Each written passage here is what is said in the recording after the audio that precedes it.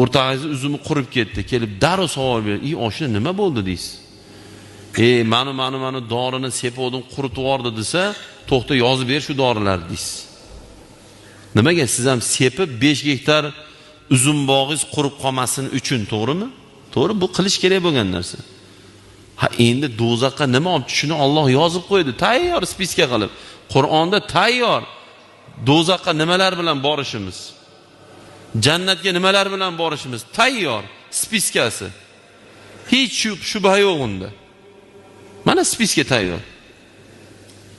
Alloh qilma degan ishlarni qilsak, Alloh qil degan ishlarni qilmasak, tayyor do'zax. Lekin Alloh qil degan ishlarni qilsak, Alloh qilma degan ishlarni qilmasak, tayyor jannat. Allohga jannat kerak emas, Allohga.